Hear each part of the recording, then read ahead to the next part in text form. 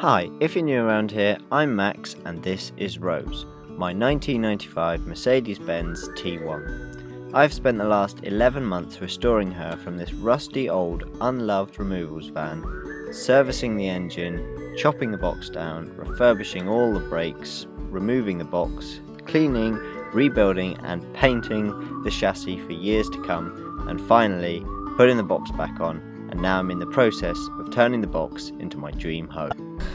Hello everyone and welcome back to another video. So a lot has happened, frankly, and I'm just as busy as I was before, despite now having pretty much a fully functional home. But there's still so much to do, so I'm so busy, because you could live like this, but I don't want to. I've got so much to do. So I went away for New Year's and I threw those last two clips and I've just edited that video. I couldn't start this video without knowing where the last one finished. But I didn't film anything of doing all of this, which I'll show you through in a minute. Because one bit of the phone clip was missing, which was how I did the insulation, but I realised earlier in that video you kind of saw, and basically how I insulated the box was the battens on the walls were 25mm by 50mm, and I shot nails into them using the nail gun, but they stuck out a bit. I think I've mentioned this before because I remember explaining it.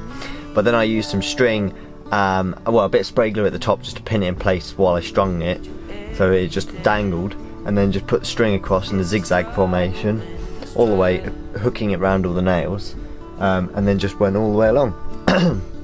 And then I glued 25mm blocks of that blue battens, which is also 25 by 50. Then on top of that I stapled this breathable membrane to those blocks. Yeah, these are 15mm thick battens that came off. They were the horizontal ones. They're now vertical, and the screw goes through the block and then into the original uprights that are bolted through the van, so all sturdy. And then I built the subfloor, which you saw me explaining about the patch in the floor, so I did that.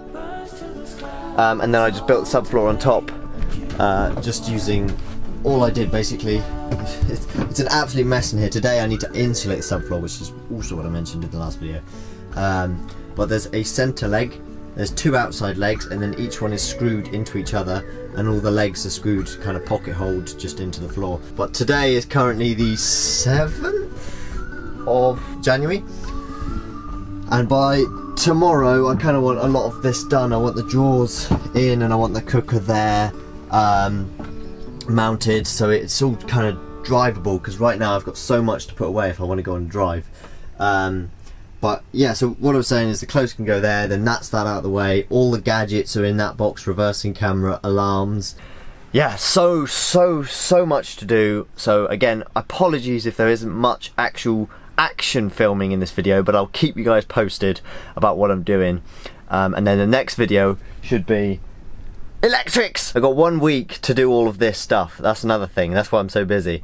And then I'm going to go to do some work with Luke's van life, some electrical bits, and first time in my van, so I'll have all my kit with me. But I'll catch you guys in a bit once I've insulated this floor, because the insulation arrived. So let's insulate this floor and carry on, and I'm going to shut up because this video is going to be most me talking. Okay, let's hope the microphone's working. Hello! So, just before I put the ply down, I thought I'd show you, while I still can. Buttons going in between that way, in between the legs, which are there. They go to each leg, so they're 90cm each. And then a little bit in between, I'll explain why in a second. And then the underfloor heating slash anti-subfloor freezing device. It won't really keep the floor warm, but during like -20, -30 one day in the future, this is what all this is preparation for. If I've got cans and food and water tanks sat on the subfloor floor, they're going to freeze, because again there's that nothing's making that warm. So that's what this underfloor heating is it will stop the water tanks freezing, stop any food that's under there freezing. It will also keep the logs dry because it goes under there, and and it would just keep the ambient temperature above freezing. Even if it's 5 degrees, I'll be happy with that, but I'm sure it'll be more than that. It will be powered off the burner, not the diesel heater, because the diesel heater will be my nighttime source of heat, and the diesel heater is right in between the 3 water tanks. Okay, so I have those step ladders to reach up there. Oh, this is comical. I was stood on my dad's roof a minute ago to look at my burner chimney, and that worked really well. I'm tempted to park Lenny here, put some wood on the solar panels and roof rack, and use Lenny as my step ladder / scaffold. I think I'm going to do just that.